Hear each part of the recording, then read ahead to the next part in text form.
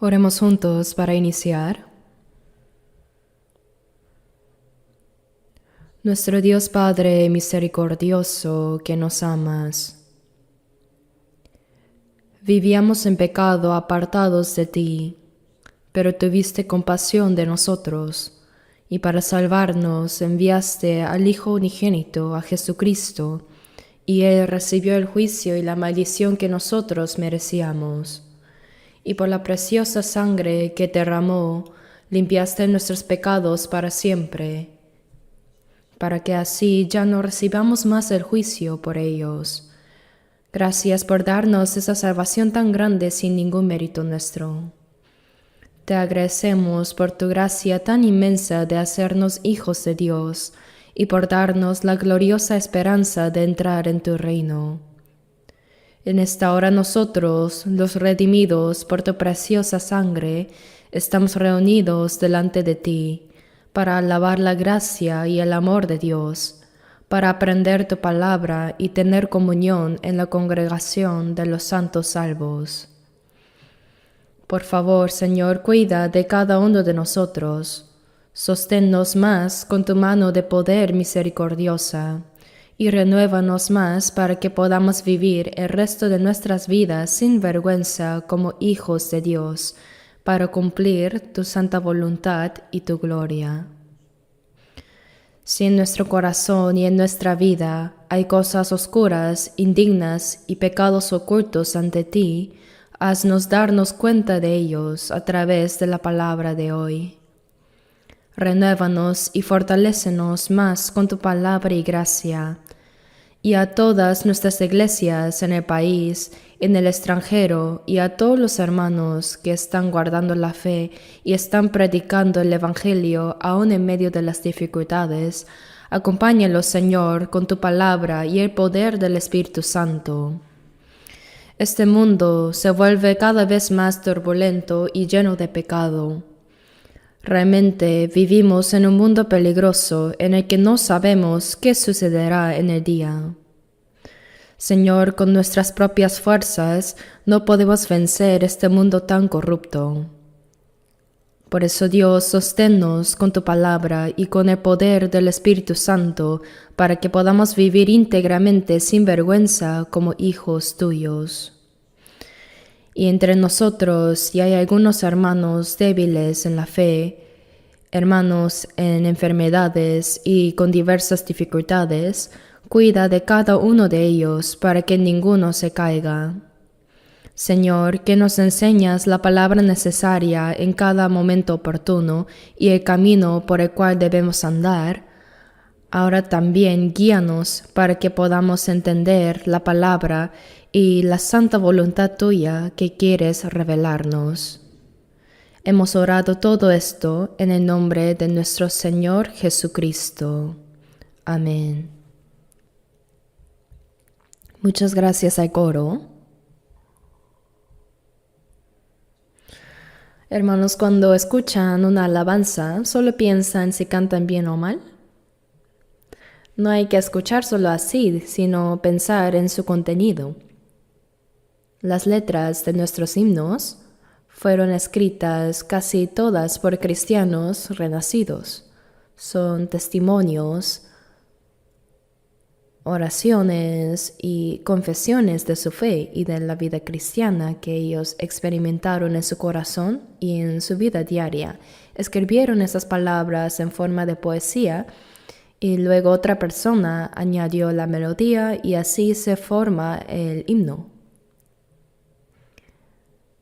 Por eso, hermanos, si abran el himnario y lean en silencio cada letra una por una, se darán cuenta que es mucho mejor que muchos sermones.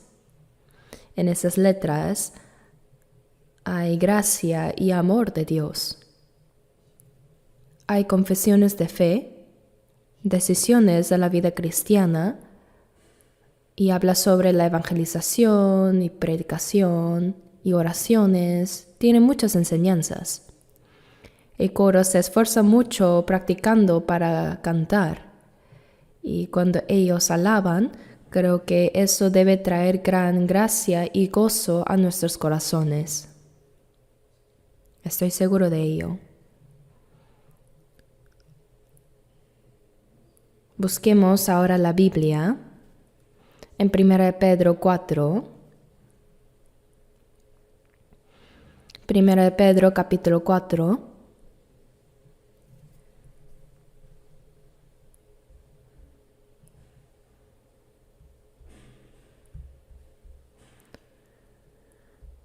Primera de Pedro 4, versículos 1 al 2.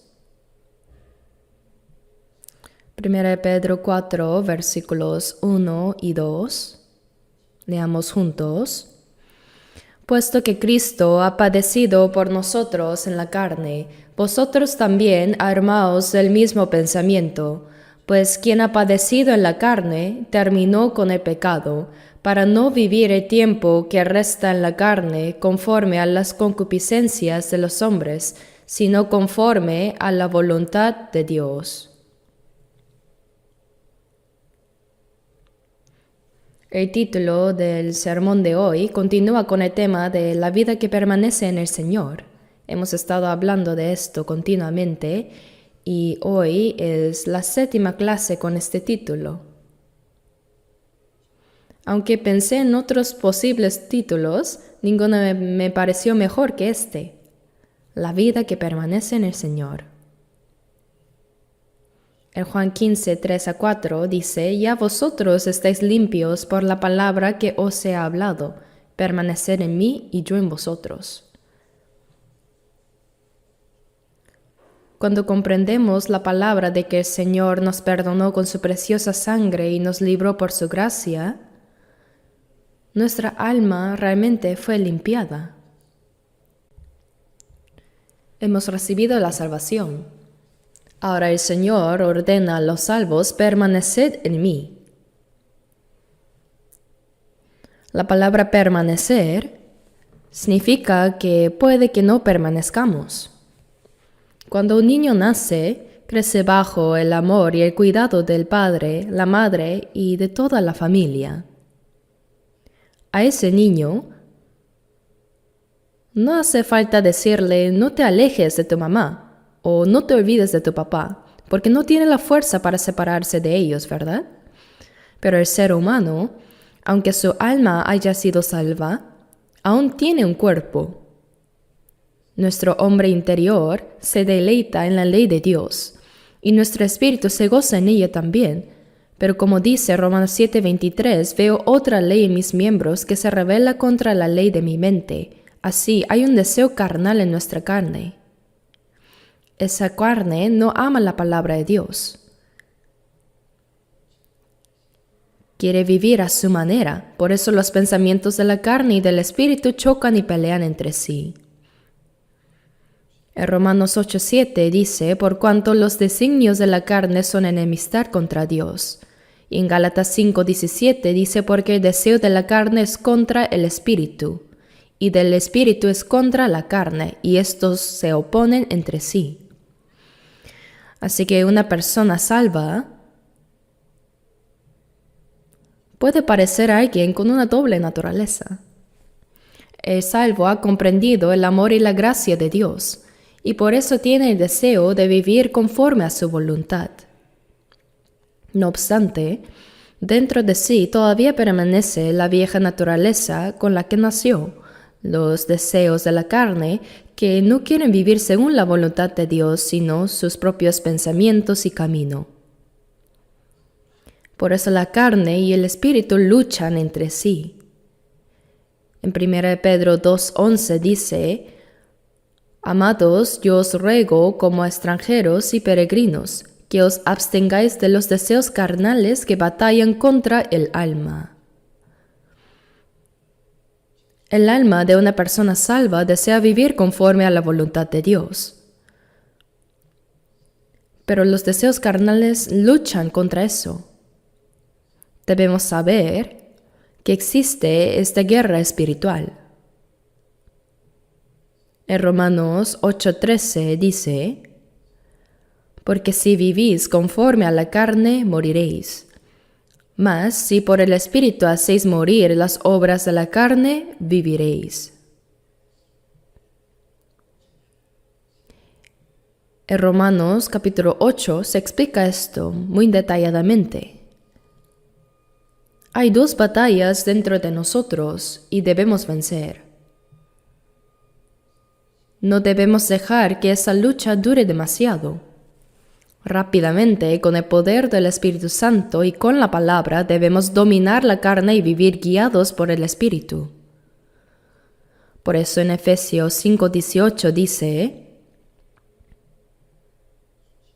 No os embriaguéis con vino, en lo cual hay disolución. Antes bien, sed llenos del Espíritu.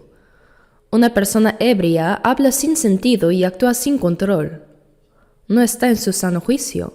Se vuelve atrevida y pierde dominio propio. Por eso dice: no os embriaguéis con vino. Pero no solo se puede embriagar uno con vino. Hay personas que se embriagan con el dinero, con el deseo sexual, con el poder o con las cosas del mundo. Así se dejan llevar tanto por ellas que ya no están en su sano juicio. Así que la Biblia dice: sed llenos del Espíritu Santo. El salvo tiene el Espíritu Santo dentro de sí. Ha recibido al Espíritu Santo por la gracia de Dios, el perdón de sus pecados, la salvación, la vida eterna. Así, el Espíritu es el Espíritu del Señor. Él está en nosotros, aunque no lo comprendamos del todo. Mientras aprendemos la palabra, llega el momento en que entendemos: el Espíritu Santo está en mí. Un niño pequeño no sabe si dentro de su cuerpo tiene corazón, hígado y riñones, no sabe, pero sí los tiene.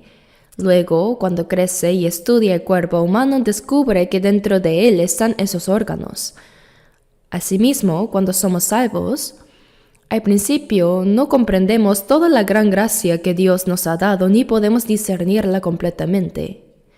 Pero al aprender la Biblia, creemos que nuestros pecados fueron perdonados eternamente, que hemos nacido de nuevo y que hemos recibido la vida eterna. Hay personas que, aunque han sido salvas, no saben que ya tienen la vida eterna. En 1 de Juan 5:13 dice: estas cosas os he escrito para que sepáis que tenéis vida eterna. Y también descubrimos con asombro que el Espíritu Santo está en nosotros. Él mora en mí. En Juan 14:20 dice: en aquel día conoceréis que yo estoy en mi Padre y vosotros en mí y yo en vosotros. ¿Y qué día es eso? El día en que recibimos la salvación. El estar en Él significa unión. Por eso Juan 15:4 dice: permaneced en mí. Eso significa permanecer continuamente en el Señor. Eso quiere decir permanecer en su gracia, en su vida, en el poder del Espíritu Santo, en su palabra, bajo su dominio, su protección y su guía. Así, estar en el Señor abarca muchas cosas. Toda la vida de un cristiano puede llamarse como la vida que permanece en el Señor. La vida de los renacidos, la vida de los creyentes salvos, es una vida que permanece en el Señor.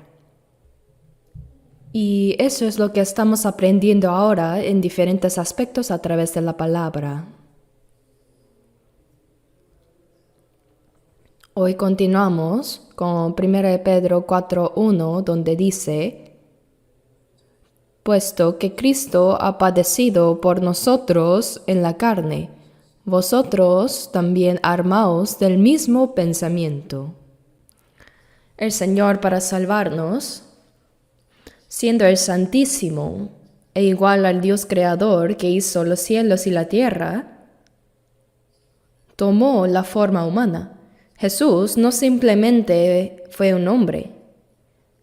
Él es igual a Dios. En Filipenses 2:6 dice: el cual siendo en forma de Dios, es decir, que tiene la misma naturaleza que Dios, Pero también dice, no estimó el ser igual a Dios como cosa que aferrarse, sino que se despojó a sí mismo tomando forma de siervo hecho semejante a los hombres. Jesús es Dios que se manifestó en forma humana. Y no solo vino como hombre, sino que no nació en un palacio ni en una casa rica. Más bien nació como hijo de un humilde carpintero. Cuando nació, no hubo lugar para él en la posada, así que nació en un establo y fue acostado en un pesebre. El pesebre es el comedero de los animales, el recipiente donde comen los caballos y el ganado. Sobre ese recipiente fue colocado el Señor Jesús recién nacido. Vivió 30 años como hijo de un pobre carpintero. ¿Quién podría haber dicho que él era el Hijo de Dios? ¿Quién podría haber imaginado que ese joven era el Dios creador? Nació como hombre, pero en condiciones muy humildes. Durante 30 años, Jesús vivió como cualquier persona, en un hogar, sirviendo a su padre José y a su madre María con respeto y obediencia. Y después, a los 30 años, dejó su casa e inició su ministerio público. Desde el momento en que fue bautizado por Juan el Bautista en el río Jordán, durante 3 años y medio, él vivió sin tener un lugar fijo donde quedarse. Jesús no tenía casa. En Mateo 8:20 dice, las zorras tienen guaridas y las aves del cielo nidos, mas el Hijo del Hombre no tiene dónde recostar su cabeza. En verdad no tenía un lugar donde habitar. Durante el día enseñaba la palabra de Dios a mucha gente en el templo de Jerusalén o en las plazas. Y cuando llegaba la noche, él se iba al monte de los olivos, que está un poco apartado de Jerusalén. Yo visité 3 veces Jerusalén y cada vez he visitado el monte de los olivos. Allá hay muchos árboles de olivo. Ahí descansaba Jesús con sus discípulos y compartía comunión con ellos. A veces dormía al aire libre recibiendo el rocío de la noche. No solo en el Monte de los Olivos, sino también en muchos otros lugares, él vivió en medio de muchas dificultades. Aquel que no tenía pecado fue tratado como el más vil de los pecadores. Fue rechazado por el pueblo, condenado a muerte. Fue azotado con los crueles látigos que Roma usaba para los criminales más terribles. Luego cargó la cruz y fue llevado al lugar de la ejecución. En ese lugar fue clavado y permaneció 6 horas colgado. Sufriendo la vergüenza y dolor, él murió. Todo eso fue para salvarnos. La Biblia dice que derramó toda su preciosa sangre para expiar eternamente nuestros pecados. Y al tercer día resucitó, demostrando que Jesús es el Cristo enviado por Dios. En hebreo se dice Mesías, en griego Cristo, y en nuestro idioma el Salvador. Así nos hizo creer que Él es verdaderamente el Cristo. Después de resucitar, no desapareció como un vapor, sino que durante 40 años se apareció muchas veces. Tenía un cuerpo glorificado, capaz de aparecer y desaparecer, y durante esos 40 días se manifestó a sus discípulos, hablándoles y mostrándoles que Él era el Cristo. Finalmente, en el Monte de los Olivos, ascendió al cielo ante los ojos de muchos que lo estaban viendo. Y antes de ascender, les dijo que este evangelio sería predicado desde Jerusalén hasta lo último de la tierra. Y mientras subía entre las nubes, las personas permanecían mirando al cielo.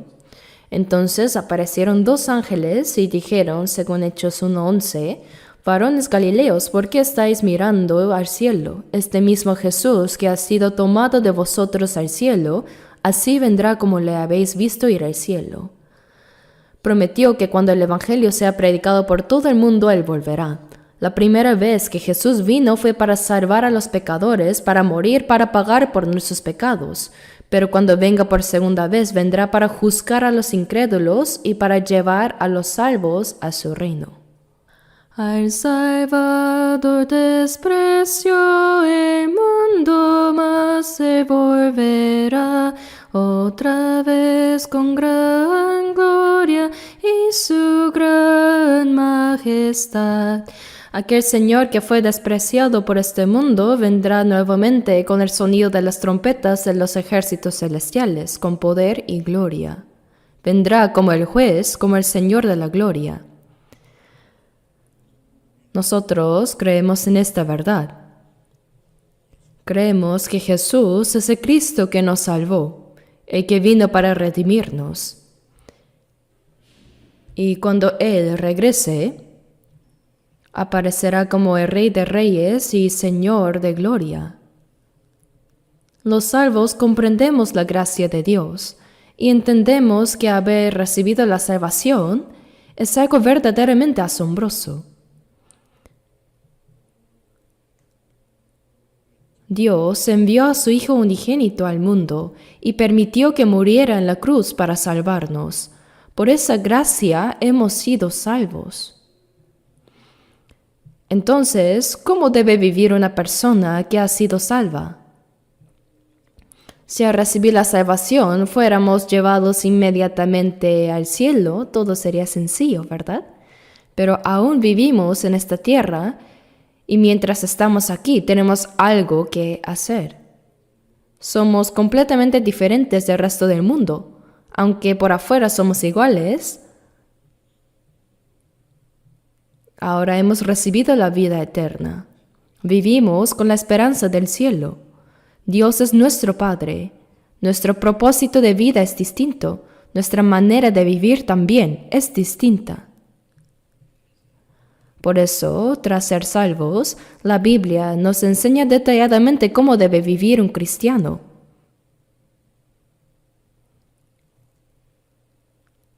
Si somos salvos, debemos vivir de esa manera. Creer en Jesús no es simplemente tener una religión más, como las otras religiones del mundo. Nosotros tenemos la vida eterna y una esperanza gloriosa. El Dios que hizo los cielos y la tierra se ha convertido en nuestro Padre. Antes de ser salvos, el Espíritu no moraba en nosotros, pero el Espíritu Santo, el Espíritu de Dios, de Cristo, son lo mismo, como dice en Romanos 8. Ahora, en el pasaje que hemos leído, dice, puesto que Cristo ha padecido por nosotros en la carne. El Señor vino a este mundo y sufrió. Fue aborrecido y perseguido por los judíos. Aun siendo inocente, fue condenado a muerte. Fue azotado con terribles látigos y cargó la cruz. Fue arrastrado al lugar de la ejecución y crucificado. Durante 6 horas sufrió un dolor y una vergüenza indescriptibles. Jesús sufrió en la carne. Por eso dice, armaos también vosotros del mismo pensamiento. El Señor sufrió para salvarnos y nosotros debemos estar dispuestos a sufrir por Él. ¿Por qué por Él?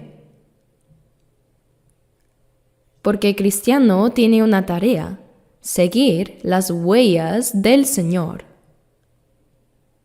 En Filipenses 1:29 dice, porque a vosotros os es concedido a causa de Cristo, no solo que creáis en Él, sino también que padezcáis por Él. El Señor nos concedió su gracia no solo para que creamos y seamos salvos, sino también para que suframos por su causa. El creyente tiene sufrimientos como cristiano. Cuando tratamos de vivir conforme a la voluntad de Dios en este mundo malvado, el Señor dijo en Juan 15:19, si fuerais del mundo, el mundo amaría lo suyo, pero como no sois del mundo, antes yo os elegí del mundo, por eso el mundo os aborrece. No pertenecemos al mundo, por eso el mundo nos odia, porque no somos como él. Nosotros predicamos el Evangelio del Señor, pero el mundo rechaza ese mensaje y se levanta contra nosotros. Por eso, como dice en 1 de Juan 5:19, sabemos que somos de Dios y el mundo entero está bajo el maligno. Toda esta sociedad pertenece al maligno, al diablo, pero nosotros pertenecemos a Dios. Y como el diablo se opone a Dios, también persigue a los hijos de Dios. Cuando tratamos de vivir conforme a la voluntad del Señor, la Biblia dice en 2 de Timoteo 3:12, y también todos los que quieren vivir piadosamente en Cristo Jesús padecerán persecución.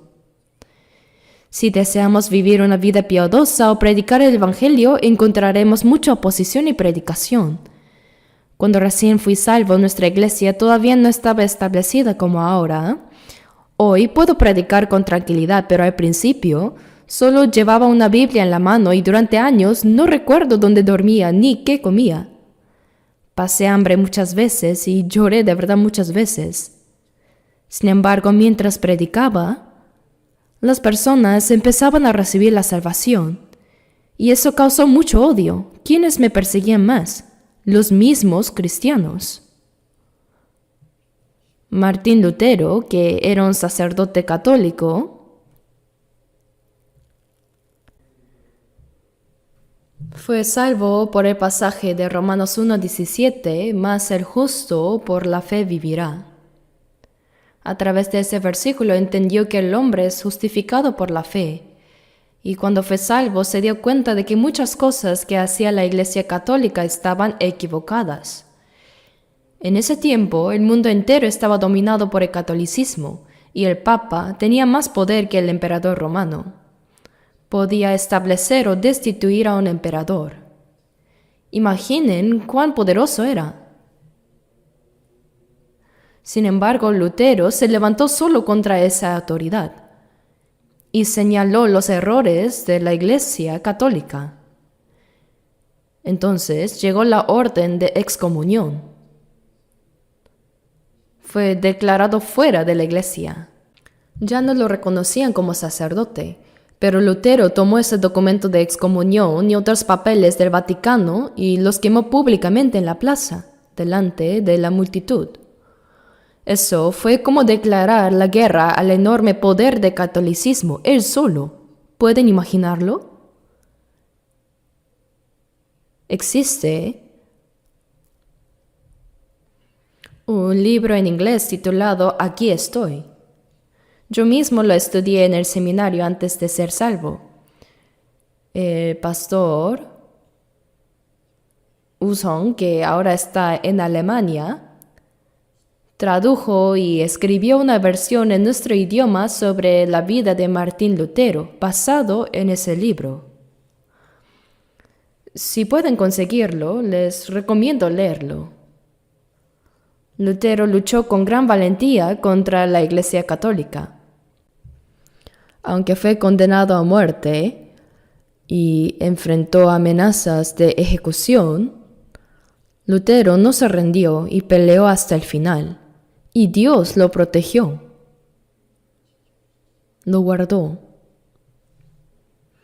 Durante su juicio religioso le dijeron: Martín Lutero, retracta todo lo que has dicho y escrito. Era la época en que la imprenta comenzaba a desarrollarse y las personas no tenían Biblias. Solo podían seguir lo que el clero les decía. Por eso si alguien no obedecía, lo llamaban hereje y lo enviaban a la Inquisición. donde muchos fueron ejecutados y quemados vivos por la Iglesia Católica. Así, para juzgar a Lutero, lo convocaron a un tribunal llamado la Dieta de Worms en Alemania. Sus amigos le dijeron que no fuera, que si iba a Worms moriría, pero Lutero respondió: aunque mis enemigos sean tan numerosos como las tejas del techo de la sala de Worms, iré con el Señor. Y con valentía se dirigió al juicio religioso.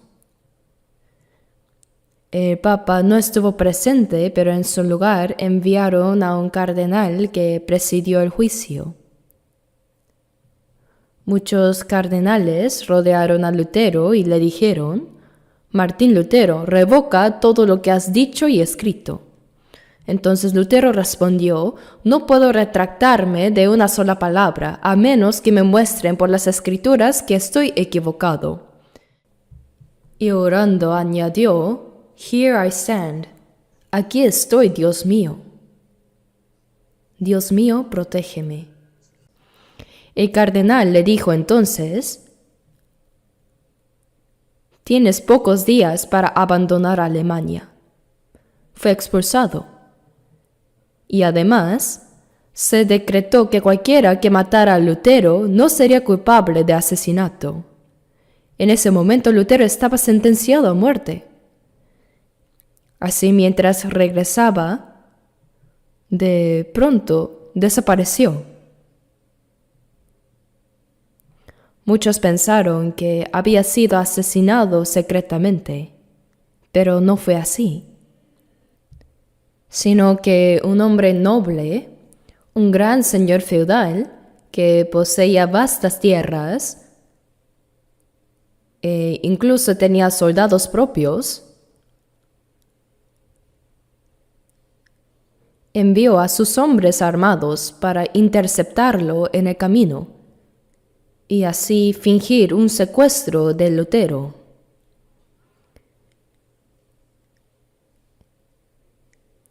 En realidad, él lo estaba protegiendo. Ese noble tenía un gran castillo y dentro de él había una celda para prisioneros, una prisión pequeña. Allí mantuvo oculto a Lutero para resguardarlo. Yo mismo he visitado esa celda en Alemania. Fue allí donde Lutero tradujo la Biblia al alemán.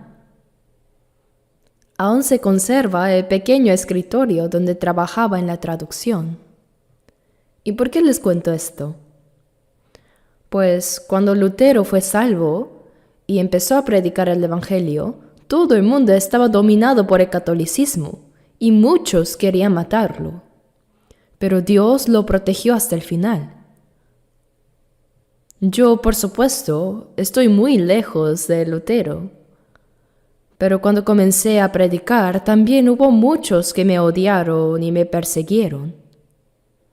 Tal vez hubo quienes incluso quisieron matarme, pero Dios me ha guardado hasta hoy. Ahora ya no hay ese peligro porque hay muchos que han recibido la salvación. Pero en los primeros tiempos, cuando no había tantas personas salvas, hubo quienes realmente querían eliminarme. ¿Quiénes? Los mismos cristianos, de diferentes denominaciones. El hecho de que Dios me haya protegido hasta ahora es un milagro. Hermanos, aunque tal vez no enfrentemos situaciones tan extremas como las de Lutero, nunca debemos olvidar que cuando los cristianos desean vivir conforme a la voluntad de Dios y predicar el Evangelio, inevitablemente enfrentarán persecución. Habrá sufrimientos, habrá diversas pruebas. El Señor sufrió para salvarnos, pero nosotros debemos soportar sufrimientos para guardar nuestra fe, para vivir la vida cristiana y para predicar el Evangelio. Dios permite esas aflicciones. Dice la Biblia, puesto que Cristo ha padecido por nosotros en la carne. Sabemos bien qué clase de sufrimiento Él soportó. Vosotros también, armaos del mismo pensamiento, dice. ¿Qué significa tener el mismo pensamiento?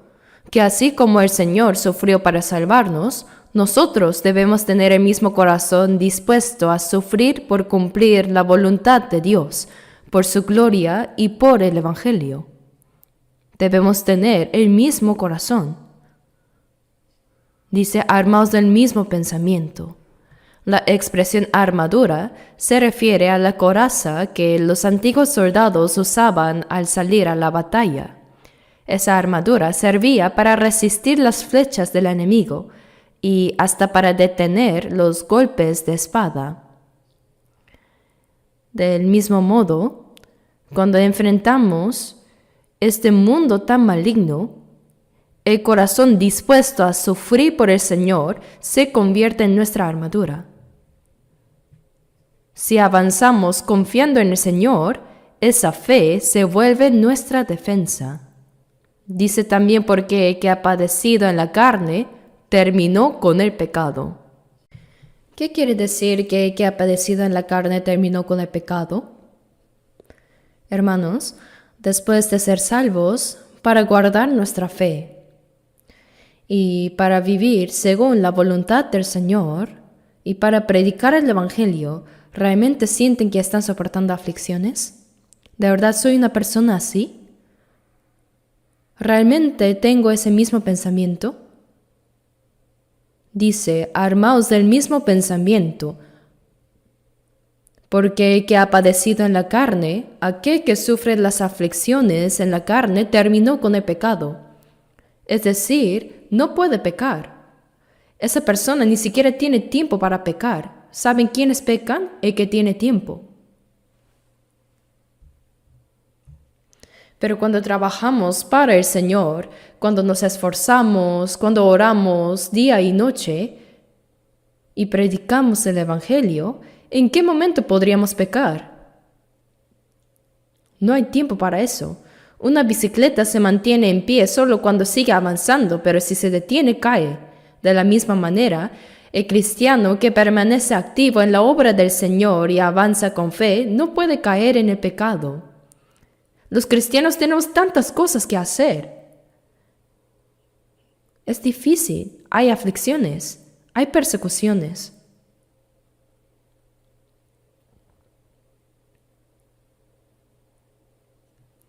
Pero quien sufre por el Señor es como un soldado que lleva puesta la armadura. Las flechas del enemigo no pueden atravesar su corazón. El que ha padecido en la carne ha terminado con el pecado. Quiere decir que ya no vive en el pecado. El secreto para no pecar es esforzarse por vivir conforme a la voluntad del Señor. Cuando uno se dedica a eso, no le queda tiempo para el pecado. Si tuviéramos tiempo libre y empezáramos a hacer como la gente del mundo, reuniéndonos con amigos no creyentes, conversando de cosas vanas, bebiendo con ellos y participando de sus bromas, ¿cómo podríamos mantener nuestra vida cristiana? No se puede hacer ambas cosas. Tenemos que cortar completamente con una de ellas.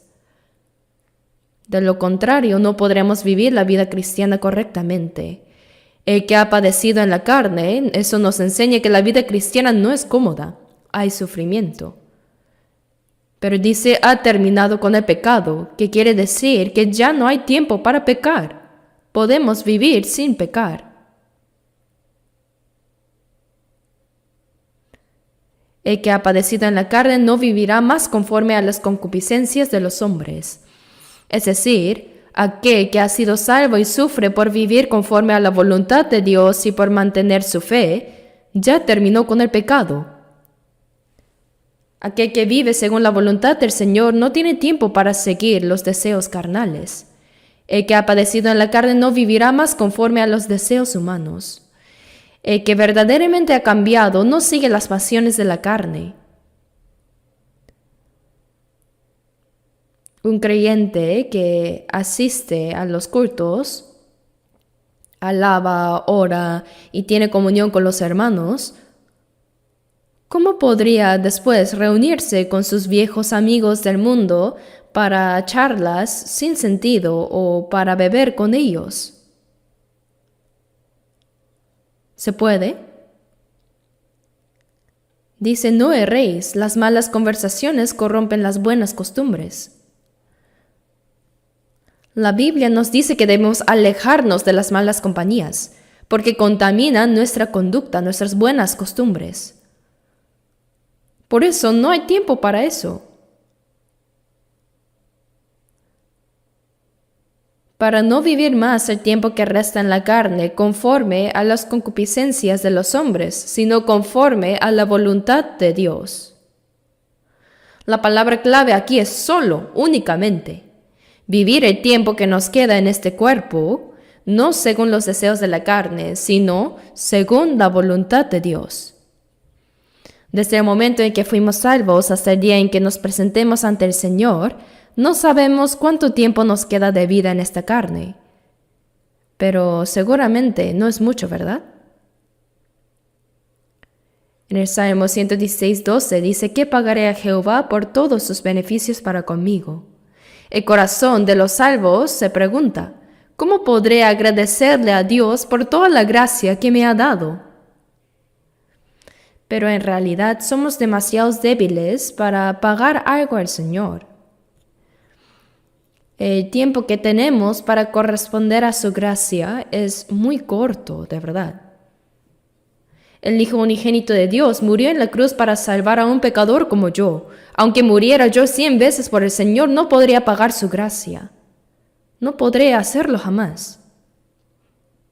Pero si no puedo morir 100 veces, ¿no debería al menos vivir una vez para Él? ¿Qué piensan? Cuando escuchan algo así, algunos podrían pensar, eso lo escuchamos siempre.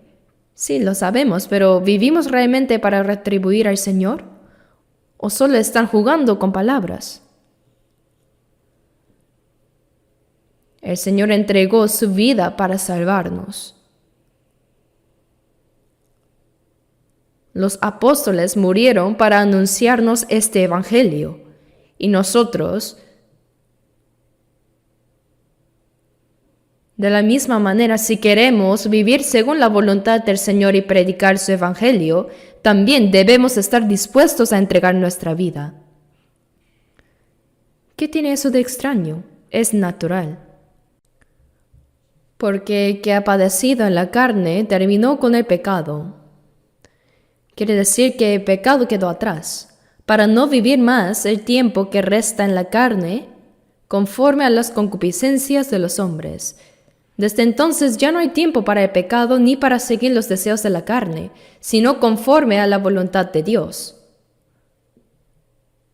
El propósito es que vivamos el tiempo que nos queda en este cuerpo solamente según la voluntad de Dios, solo para Él. Hasta el día en que partamos a su presencia, el tiempo que nos queda es breve, por eso debemos vivir cada momento para el Señor y su voluntad. El tiempo que nos queda aquí no es mucho. Si vemos cómo está el mundo hoy, ¿qué vemos?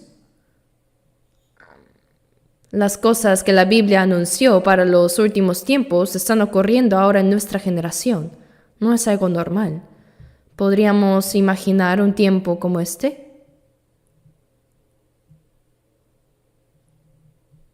Las potencias del mundo amenazan mutuamente con armas nucleares. Hoy o ayer leí en el periódico que Hamas, en la Franja de Gaza, atacó a Israel primero. Desde entonces, Israel ha contraatacado, bombardeando Gaza intensamente, ¿verdad? En esa guerra ya han muerto 70,000 personas. Y aún no ha terminado la guerra. Están intentando negociar un alto al fuego. Y ojalá se logre pronto, pero 70,000 muertos. ¿Cuánto ha durado? ¿2 años? Y según la Biblia, cuando Rusia marche contra Israel, como está profetizado en Ezequiel capítulo 38, también intervendrá Estados Unidos. Y allí comenzará la última gran guerra. Esa será una guerra nuclear, no será para ver quién gana o pierde, será el juicio de Dios sobre el mundo. Y ya podemos ver claramente las señales de que eso se acerca. En lo político y en lo económico vendrán tiempos cada vez más caóticos. Y cuando la confusión llegue a su punto más alto, aparecerá repentinamente una persona, como una estrella fugaz, que parecerá traer soluciones a todos los problemas del mundo. Todos quedarán asombrados y dirán, este hombre traerá la paz al mundo y resolverá los conflictos globales. Ese hombre será el anticristo. El anticristo siempre aparece en tiempos de caos. Después de la Primera Guerra Mundial, cuando Alemania estaba sumida en un gran desorden político y económico, apareció Hitler como si fuera un salvador. Entonces todos creyeron que él traería la prosperidad y la paz, y el pueblo entero lo aclamó gritando «Heil a Hitler». Pero por causa de ese hombre, Alemania fue destruida. Ahora los signos que vemos no son los de una sola nación, sino de un acontecimiento mundial.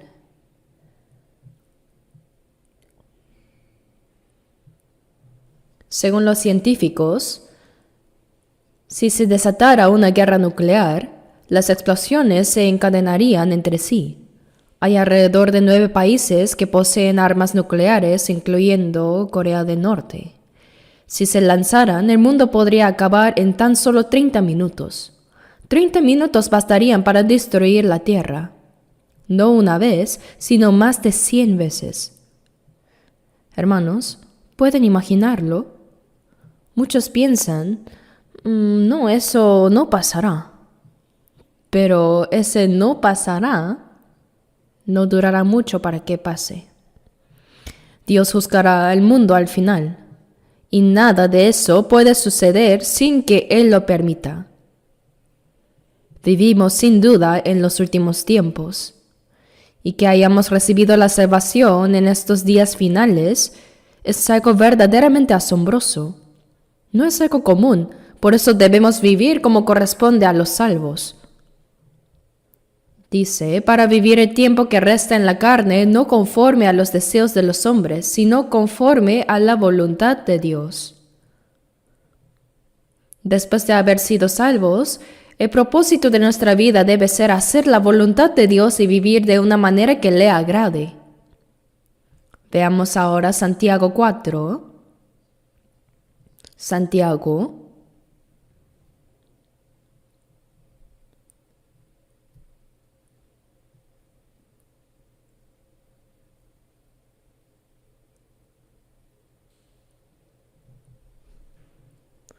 capítulo 4, versículo 15, leamos juntos. En lugar de lo cual deberíais decir, si el Señor quiere, viviremos, y haremos esto o aquello, pero ahora os jactáis en vuestras soberbias. Toda jactancia semejante es mala. Aquí dice, deberíais decir si el Señor quiere. Los cristianos debemos vivir así. Si el Señor quiere, viviremos. Y si Él quiere, moriremos. Si el Señor quiere, haremos esto o aquello. Y si no es su voluntad, aunque tengamos muchas ganas de hacerlo, debemos abstenernos. Si el Señor quiere, viviremos y haremos esto o aquello. Y si morir es la voluntad del Señor, entonces debemos morir. ¿Cuál fue la oración de Jesús la noche antes de morir en la cruz? En Mateo 26:39 dice, Padre mío, si es posible, pase de mí esta copa. Delante de él estaba la cruz, la copa del sufrimiento. Era la vergüenza y el dolor más terribles que un ser humano podía soportar. Jesús tenía un cuerpo igual al nuestro. Algunos piensan que porque era el Hijo de Dios no sintió dolor al ser crucificado, pero no es así. Él era como nosotros. Lloró, se entristeció, tuvo hambre y sintió dolor cuando fue azotado. Era como humano, como nosotros. Iba a sufrir la mayor humillación y agonía que un hombre podía soportar. Por eso él oró, si es posible, pase de mí esta copa. Pero si Jesús no hubiera bebido esa copa, nosotros tendríamos que beberla y ser condenados al infierno, ¿verdad? Por eso dijo, pero no sea como yo quiero, sino como tú. Si recibir la cruz con su vergüenza y dolor era la voluntad del Padre, entonces que se hiciera su voluntad. Jesús obedeció porque era la voluntad del Padre. En Filipenses 2:8 dice, haciéndose obediente hasta la muerte y muerte de cruz. Jesús obedeció completamente la voluntad de Dios hasta morir. Así también, nosotros debemos vivir con ese mismo corazón y pensamiento. Si es la voluntad del Señor, viviremos o moriremos o haremos esto o aquello. Pero si no es su voluntad, debemos orar y detenernos. Debemos discernir bien cuál es la voluntad de Dios. La vida cristiana es algo solemne.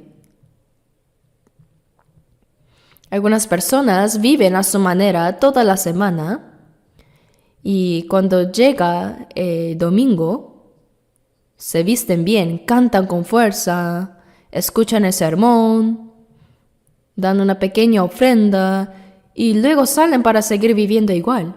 ¿Creen que eso es vida cristiana? ¿Estar jugando con Dios? Cuando nos reunimos el domingo, oramos, alabamos y recibimos enseñanza. La palabra iglesia en chino se escribe con los caracteres que significan enseñar y reunirse. Nos reunimos para recibir la enseñanza. El primer propósito de congregarnos es aprender la palabra de Dios y para vivir conforme a ella, pues ¿de qué sirve escuchar el sermón como vernos un poco y luego olvidarlo? En Santiago 1:25 dice, no siendo oidor olvidadizo, sino hacedor de la obra. Si escuchamos pero no practicamos, estamos despreciando la palabra de Dios. Si un hijo escucha las palabras de su padre pero no las obedece, está despreciando a su padre. ¿Cómo podríamos nosotros despreciar a nuestro Padre Celestial? Aprendemos la palabra para vivir conforme a ella, ¿verdad?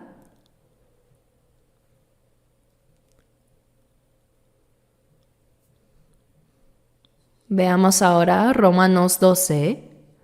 Romanos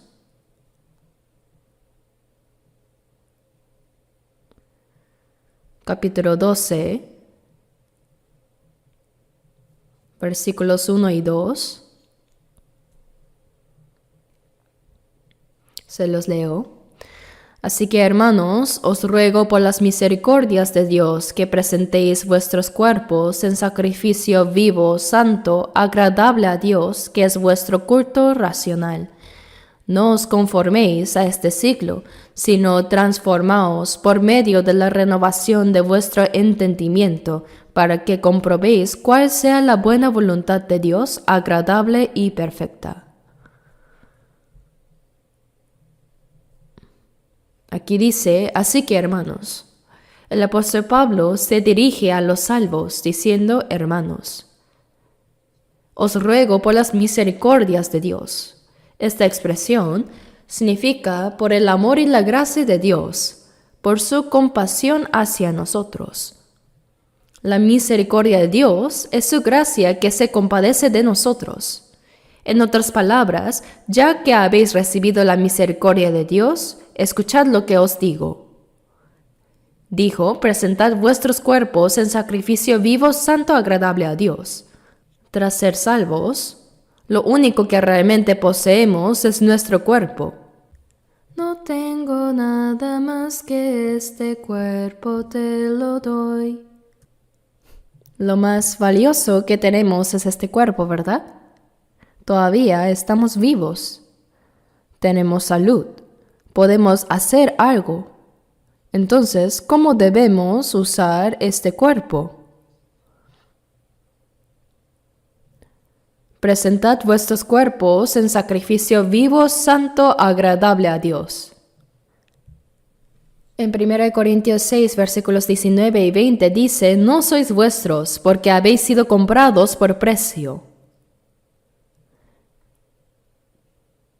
El Señor nos compró con su sangre preciosa. Y en 1 Corintios 7:23 dice, por precio fuisteis comprados. No os hagáis esclavos de los hombres. En otra traducción dice, fuisteis comprados a un precio muy alto. El precio fue la sangre de Cristo. Con su sangre Él compró nuestra alma y nuestro cuerpo. Por eso ya no nos pertenecemos. Entonces, ¿a quién pertenecemos? Al Señor.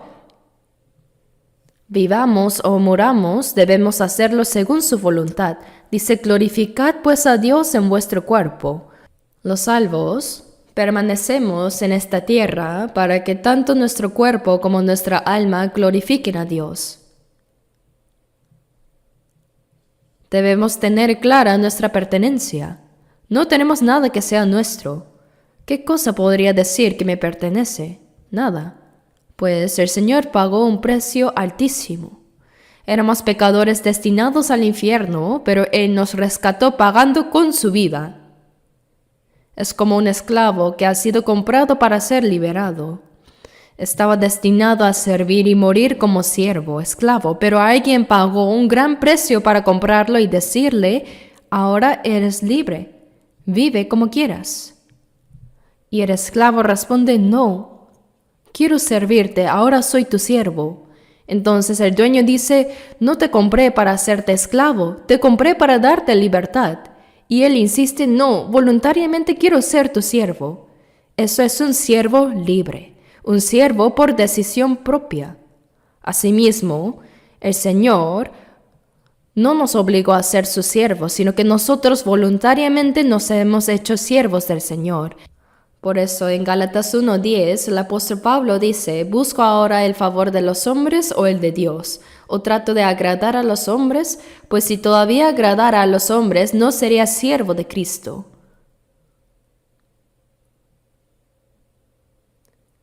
Pablo no buscaba agradarse a sí mismo ni a los demás, sino únicamente al Señor porque era siervo de Cristo.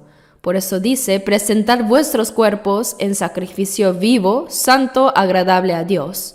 Se refiere a este cuerpo, a nuestra vida, un sacrificio vivo, santo, agradable a Dios. Es decir, una vida que agrade al Señor. En el Antiguo Testamento, el pueblo de Israel ofrecía corderos, cabras o becerros como sacrificios. Los mataban y los presentaban en el altar. Pero nosotros, los cristianos, ofrecemos una vida viva, nuestra propia existencia como sacrificio a Dios. Dice, presentar vuestros cuerpos en sacrificio vivo, santo, agradable a Dios, que es vuestro culto racional. Este es el verdadero culto. Hoy en día muchos dicen que van a las iglesias a adorar. Cuando yo estaba en primera de secundaria, asistía a una iglesia cristiana en Pusan y era obligatorio ir a la iglesia los domingos para aprender la Biblia. Cuando íbamos, el pastor anciano, vestido con su túnica larga, decía con solemnidad, comencemos todos el culto. Los que adoran deben hacerlo en espíritu y en verdad. Y lo decía con una voz temblorosa, con vibración. Todo era muy callado y irreverente. Luego decía, concluyamos el culto. Y todos se ponían serios. ¿Pero eso es realmente adoración? ¿Dónde dice la Biblia que eso es la adoración? Más bien, es una costumbre que viene de las prácticas de idolatría. Algo hecho solo como un rito. La verdadera adoración no es eso. Dios es espíritu y los que le adoran en espíritu y en verdad es necesario que adoren, porque también el Padre tales adoradores busca que le adoren. Dios es espíritu, por eso ya sea que oremos con los ojos cerrados o abiertos, Dios no se fija en esas formas externas.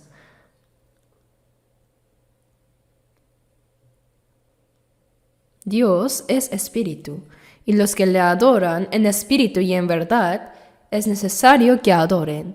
Aquí espíritu y verdad se refiere al Espíritu Santo y a la verdad de la palabra. Solo los salvos pueden adorar verdaderamente a Dios porque tienen al Espíritu Santo. Uno que no ha sido salvo, por mucho que cante, se arrodille o levante las manos, no puede adorar verdaderamente porque no ha nacido de nuevo todavía. El que ha sido salvo ha recibido el Espíritu Santo, y cuando vive guiado por el Espíritu y en la verdad, toda su vida se convierte en adoración a Dios. Vivir conforme a la voluntad de Dios es una ofrenda viva y verdadero culto racional. Esa adoración no comienza con vamos a iniciar el culto, ni termina con el culto ha concluido. Nuestra vida entera debe ser un acto de adoración. Todo lo que decimos, lo que hacemos, lo que pensamos, si agrada a Dios, se convierte en un sacrificio vivo, en una adoración espiritual que a Él le complace. ¿De qué sirve mostrarse reverente durante el culto y luego, al salir, vivir a nuestro antojo? ¿Acaso Dios es una estatua que se puede honrar un momento y luego olvidar?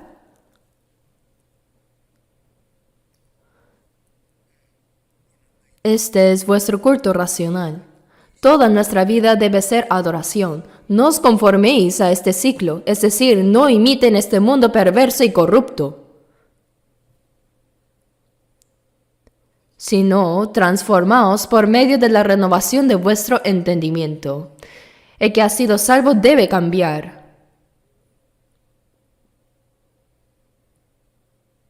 En 2 Corintios 5:17 dice: de modo que si alguno está en Cristo, nueva criatura es. Las cosas viejas pasaron, he aquí todas son hechas nuevas. Estar en Cristo significa haber sido hecho una nueva creación. La vida anterior, llena de pecado, quedó atrás, y ahora todas las cosas son hechas nuevas. Dice, he aquí. Lo cual implica que debe notarse, ¿verdad? Nuestra vida debe mostrarse como una evidencia visible del cambio.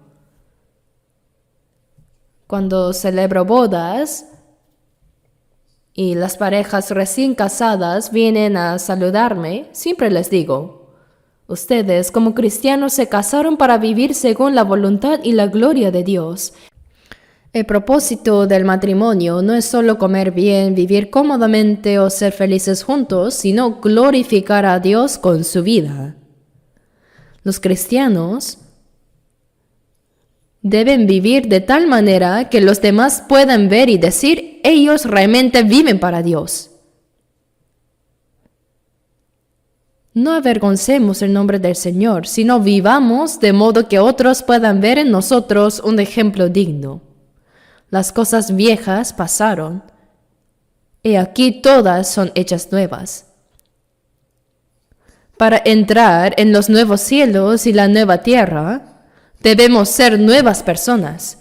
¿Acaso basta con asistir a la iglesia? ¿Basta solo con llamarse cristianos?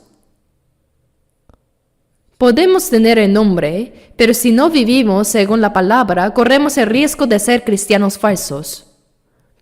Pero ¿cómo son los cristianos de la Biblia?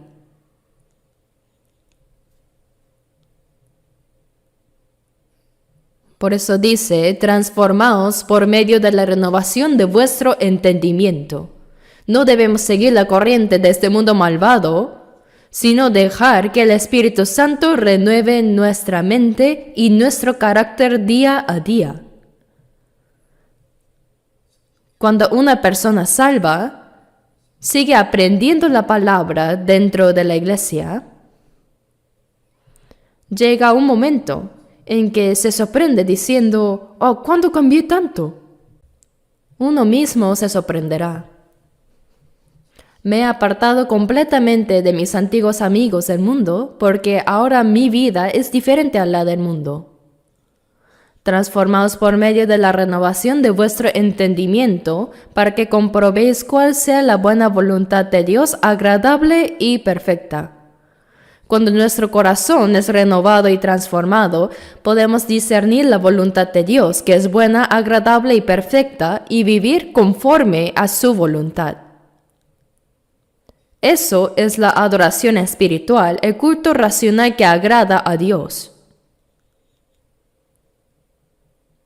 Hermanos, lean esta palabra una y otra vez, hasta que verdaderamente la comprendan y la sientan profundamente en el corazón, hasta que toque lo más profundo de su alma.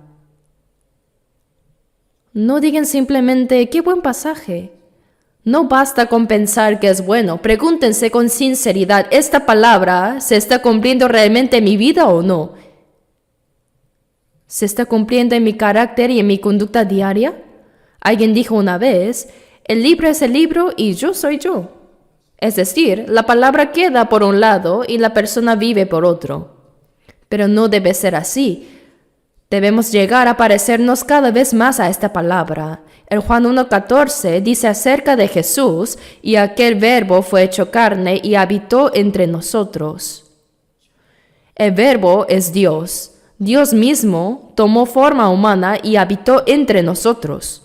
En Jesús estaba la plenitud de la gracia y de la verdad.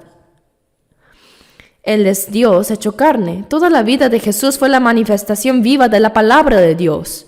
Eso significa que la palabra se hizo carne. De la misma manera, cuando hemos sido salvos y crecemos en la fe, también nosotros llegamos a ser la palabra hecha carne. La palabra debe cumplirse en nuestra vida diaria. No sirve de nada solo aprenderla o conocerla si no la ponemos en práctica. Aprendemos la Biblia precisamente para entenderla, para vivirla y también para guardarla en nuestro corazón y en nuestras acciones. Debe continuar hasta las acciones.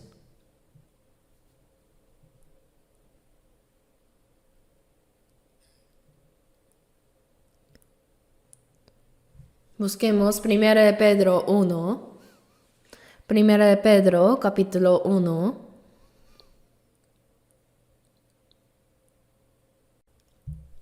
Primera de Pedro, capítulo 1. Versículos 5 al 7. 5 al 7.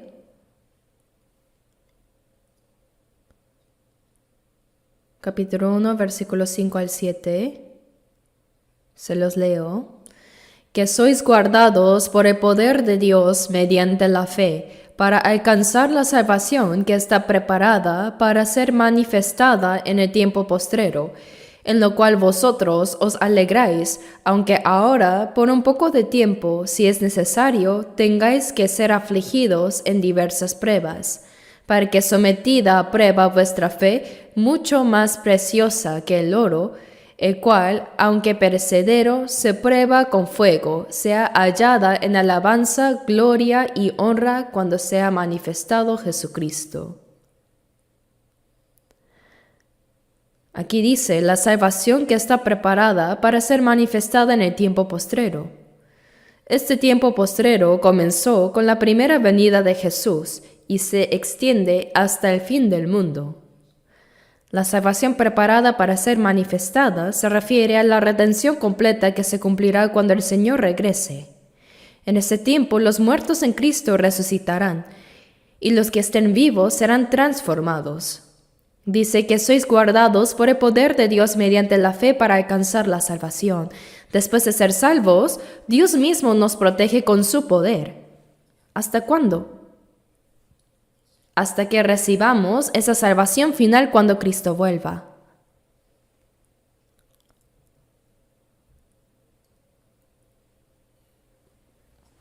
Él nos guarda para que no caigamos en la corrupción de este mundo, para que no nos desanimemos, para que perseveremos hasta el final. Creo sinceramente que vivimos en la generación que verá la venida del Señor, como Enoc, que fue llevado sin ver muerte. Es evidente que el día del Señor está muy cerca. Como dice Marcos 13:29, cuando veáis que suceden estas cosas, conoced que está cerca a las puertas. Jesús anunció las señales antes de su regreso, y todas esas cosas están ocurriendo hoy. ¿Dónde ha habido una época como la nuestra? El Evangelio ya ha sido predicado por todo el mundo. Como dice San Mateo 24:14, y será predicado este Evangelio del reino en todo el mundo para testimonio a todas las naciones, y entonces vendrá el fin. Todas las señales profetizadas para el fin se están cumpliendo, y los malvados siguen siendo más malvados, el pecado se multiplica mientras que los santos se santifican más. Y Apocalipsis 22 Dice, el que es injusto, sea injusto todavía. Y el que es santo, santifíquese todavía porque el tiempo está cerca. Ya estamos en la recta final. Los que irán al cielo se están preparando como verdaderos hijos del cielo, y los que irán al infierno se están llenando de iniquidad. ¿De qué lado estás tú? ¿Acaso estás en medio indeciso? Dice que sois guardados por el poder de Dios mediante la fe para alcanzar la salvación. Los salvos somos guardados por el poder de Dios para recibir la salvación plena cuando venga el Señor. Dios nos protege con su poder para que no seamos contaminados por este mundo malvado, para que no nos desalentemos. Sin embargo, aunque somos guardados por su poder, dice, ahora por un poco de tiempo, si es necesario, tengáis que ser afligidos en diversas pruebas. Aún los que somos guardados por el Señor pasamos por pruebas.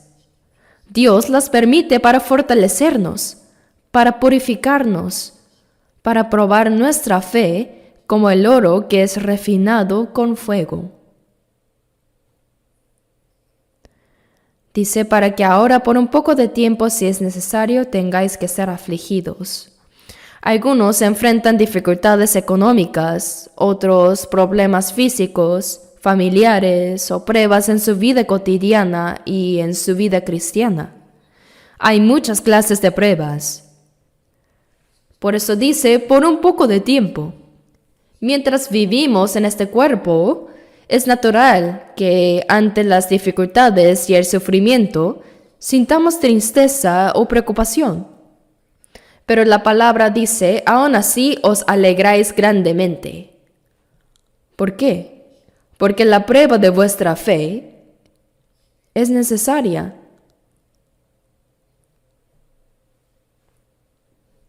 La Biblia la llama prueba o entrenamiento.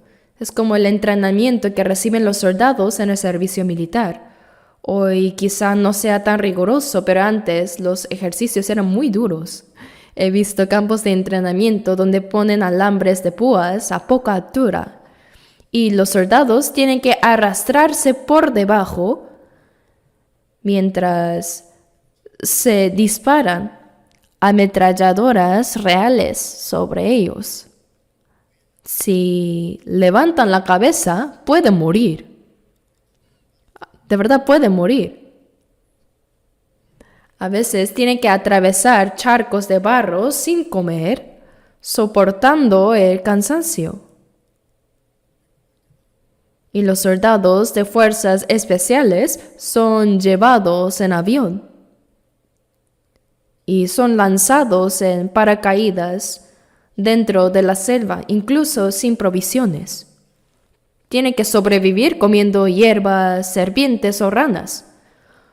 Solo quienes superan ese entrenamiento llegan a tener una fuerza extraordinaria, una resistencia fuera de lo común. Así también, Dios llama como la prueba de la fe. Él nos entrena, nos fortalece para que podamos resistir cualquier dificultad. La prueba de vuestra fe, mucho más preciosa que el oro.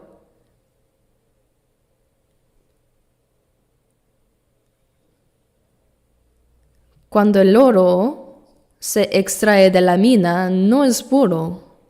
Contiene muchas impurezas. Se derrite con fuego y con productos químicos. Y así las impurezas salen a la superficie. Luego se vuelve a fundir una y otra vez hasta que todas las impurezas desaparecen y queda el oro puro. Del mismo modo, Dios purifica nuestra fe.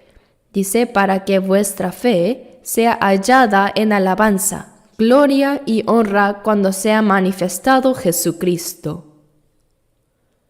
A través de las pruebas, nuestra fe se purifica, y cuando el Señor venga, recibiremos alabanza, gloria y honra. Así es la prueba de la fe. Que una persona haya sido salva no significa que vivirá sin dificultades. El Señor está con nosotros, pero también nos permite pasar por pruebas. Job dijo en capítulo 23, versículo 10, «Mas Él conoce mi camino, me probará y saldré como oro». Dios nos refina hasta que en nuestro interior ya no quede ninguna impureza, hasta que lleguemos a ser como el oro puro. Por eso sí, hay sufrimientos, pero son temporales. Y después de la prueba, ciertamente viene la victoria. Veamos 2 de Timoteo, capítulo 2, versículo 10.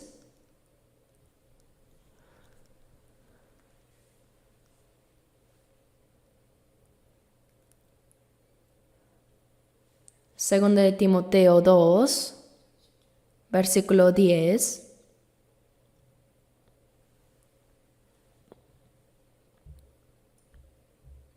Leamos juntos. Por tanto, todo lo soporto por amor de los escogidos, para que ellos también obtengan la salvación que es en Cristo Jesús con gloria eterna. El apóstol Pablo era judío, pero fue llamado por Dios para ser apóstol de los gentiles. Curiosamente, los gentiles aceptaban con alegría el evangelio que predicaba, mientras que su propio pueblo, los judíos, lo rechazaba y lo perseguía. Aún así, Pablo oraba fervientemente para que sus hermanos israelíes también fueran salvos. Lo podemos ver claramente en Romanos capítulos 9 y 10. Por eso dice, todo lo soporto por amor de los escogidos. Aquí los escogidos se refiere a los judíos, el pueblo elegido físicamente por Dios. Pablo soportó persecución, cárceles, golpes y sufrimientos con paciencia. ¿Para qué? Para que ellos también obtengan la salvación que es en Cristo Jesús con gloria eterna. Fíjense en esa expresión. Con gloria eterna, dice. No solo habla de la salvación, sino también de la gloria que la acompaña. Nosotros ya hemos recibido la salvación, pero cuando venga el Señor, recibiremos la gloria eterna que nos está esperando. Pensemos en el ejemplo del pueblo de Israel. Los judíos fueron esclavos en Egipto durante 400 años, hasta que Dios envió a Moisés para liberarlos. Por medio de las 10 plagas, el poder de Dios se manifestó y ellos salieron de Egipto. Luego, atravesaron el Mar Rojo como si fuera tierra seca y comenzaron su viaje hacia la tierra prometida de Canaán. Egipto representa el mundo bajo el dominio de Satanás lleno de pecado, y la salida de Egipto por medio de Moisés simboliza nuestra salvación a través de Jesucristo. Y la tierra prometida Canaán es una figura del reino eterno de los cielos. Pero entre Egipto y Canaán hubo un desierto de 40 años. En Hechos 7:38 se menciona la iglesia en el desierto. En el Antiguo Testamento no se usa la palabra iglesia, pero ahí Dios la aplica al pueblo de Israel que peregrinaba en el desierto. Ese caminar de 40 años simboliza nuestra vida cristiana después de la salvación, nuestra vida en la iglesia. El número 4 en la Biblia representa pruebas y sufrimientos. Después de ser salvos, vivimos nuestra vida en medio de dificultades, pero aún así Dios está con nosotros. Él nos permite el sufrimiento. En el desierto, Dios los guiaba de día con una columna de nube y de noche con una de fuego. Les daba maná cada día, les sacaba agua de la roca, los hacía vencer a sus enemigos. Durante esos 40 años, Dios los protegió, los alimentó y los condujo hasta Canaán. Así también, desde el momento en que fuimos salvos, hasta que entremos en el cielo, nuestra vida en la iglesia es nuestro camino por el desierto. Todos enfrentamos pruebas distintas, pero podemos vencerlas porque el Señor está con nosotros. La tierra de Canaán simboliza la gloria eterna. El cielo es eterno. Y mientras peregrinamos, Dios nos está moldeando y nos está preparando para esa gloria. Aunque enfrentemos pruebas y aflicciones, no debemos temer. Busquemos Santiago, capítulo 5, versículos 7 y 8.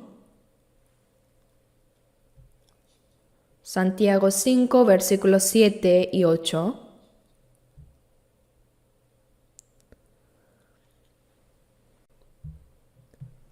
Leamos juntos. Por tanto, hermanos, tened paciencia hasta la venida del Señor. Mirad cómo el labrador espera el precioso fruto de la tierra, aguardando con paciencia hasta que reciba la lluvia temprana y la tardía. Tened también vosotros paciencia y afirmad vuestros corazones, porque la venida del Señor se acerca. Hermanos, tened paciencia hasta la venida del Señor. ¿Por qué debemos tener paciencia? Pues hay muchas pruebas, dificultades y sufrimientos. Nos dice que seamos pacientes hasta su venida. Mirad cómo el labrador espera el precioso fruto de la tierra, aguardando con paciencia hasta que reciba la lluvia temprana y la tardía. Tened también vosotros paciencia y afirmad vuestros corazones, porque la venida del Señor se acerca. Esta es una palabra perfectamente adecuada para nuestros tiempos. Realmente vivimos en la época en que el regreso del Señor está muy cerca. Ahora busquemos un versículo más. En Hebreos capítulo 5, versículo 8. Hebreos 5, versículos 8 y 9. Y aunque era hijo, por lo que padeció aprendió la obediencia, y habiendo sido perfeccionado, vino a ser autor de eterna salvación para todos los que le obedecen. Aquí él se refiere a Jesucristo. Aunque era hijo, por lo que padeció aprendió la obediencia. Jesús es el Hijo de Dios, y aún así aprendió la obediencia a través del sufrimiento. Y dice, y habiendo sido perfeccionado. ¿Qué significa eso? Él fue perfeccionado como nuestro Salvador. En Hebreos 2:10 dice, porque convenía a aquel por cuya causa son todas las cosas, y por quien todas las cosas subsisten, que habiendo de llevar muchos hijos a la gloria, perfeccionase por aflicciones al autor de la salvación de ellos. Así, como un grano de trigo cae en tierra, muere y da mucho fruto, el Hijo unigénito murió para dar vida a muchos hijos de Dios. El Señor fue perfeccionado como Salvador a través del sufrimiento. Aquí también dice, aunque era hijo, por lo que padeció, aprendió la obediencia, y habiendo sido perfeccionado, vino a ser autor de eterna salvación. Por medio del sufrimiento, el Señor aprendió la obediencia. Nosotros también debemos aprender la obediencia a través del sufrimiento. Algunos hermanos son buenos, amables, talentosos, tienen muchas virtudes y dones, pero nunca han sido entrenados. No han pasado por disciplina espiritual. Hablan bien inglés, son muy amables, todo es bueno, pero no han sido entrenados. Es como si crecieron en un invernadero, en un ambiente demasiado cómodo. Por eso cuando enfrentan una pequeña dificultad no saben cómo reaccionar. ¿Qué ocurre entonces? No solo les resulta difícil llevar una vida cristiana firme, sino que tampoco son aptos para ser verdaderos obreros del Evangelio. Hermanos, Dios utiliza a las personas que han sido entrenadas, ¿lo sabían? En la vida cristiana, incluso el mismo Jesús fue perfeccionado aprendiendo la obediencia por medio del sufrimiento que padeció. Así también nosotros aprendemos a obedecer viviendo según la voluntad de Dios en medio del sufrimiento. Por eso nuestro carácter de fe se va perfeccionando cada vez más. Jesús aprendió la obediencia a través del sufrimiento también. Entonces, ¿cuánto más sufrimiento recibieron los apóstoles? ¿Dicen que no tienen sufrimiento en su vida cristiana? Sí lo hay, pero el Señor está con nosotros y nos hace vencer ese sufrimiento. Él nos disciplina para que lleguemos a ser personas dignas de entrar en la gloria eterna. La gloria se alcanza a través del sufrimiento. ¿Me dejó entender?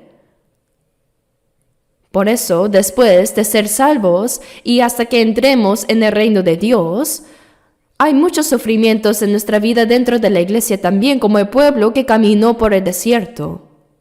Personalmente y también como iglesia enfrentamos muchas pruebas y sufrimientos, pero el Señor está con nosotros, nos ayuda, nos disciplina y nos perfecciona, y nos hace personas dignas de entrar en esa gloria. Por eso, debemos creer que el Señor está con nosotros y que a través del sufrimiento nuestra fe se perfecciona cada vez más. Además, no debemos ser hijos de Dios solo de palabra, ni cristianos solo de nombre, sino vivir verdaderamente como hijos de Dios, como hombres y mujeres nuevos por Cristo. ¿Sabían que todos los israelíes que quisieron regresar a Egipto murieron en el desierto? Ellos estaban en el desierto, pero decían que querían volver a Egipto, que allá estaban mejor. ¿Qué pasó con ellos? Murieron todos en el desierto durante 40 años. Y solo los que nacieron de nuevo entraron en la tierra prometida. ¿Qué quiere decir eso? Significa que solo los que han nacido de nuevo, los que realmente se han convertido en nuevas criaturas y obedecen la palabra de Dios, serán los que entren en el cielo. Solo ellos entrarán al cielo. No debemos quedarnos rezagados en el camino. Oremos juntos. Nuestro Dios Padre misericordioso, tuviste piedad y amor de nosotros aun cuando nos habíamos apartado de ti en pecado. El Señor recibió en nuestro lugar el juicio y la maldición que nosotros debíamos recibir, y sin ningún mérito nuestro nos salvaste. Te agradecemos por esa inmensa gracia. Ahora nosotros, los salvos, te damos las gracias porque creemos que siempre nos guardas, proteges, guías y gobiernas. Hasta que entremos en el cielo, tú mismo nos guiarás y guardarás para que ninguno de nosotros caiga. Señor, sabemos que estamos muy cerca de tu venida. Queremos ser diferenciados santamente para dar la gloria a nuestro Dios Padre y hacer las obras que debidamente debemos realizar. Todo esto hemos orado en el nombre de nuestro Señor y Salvador Jesús. Amén.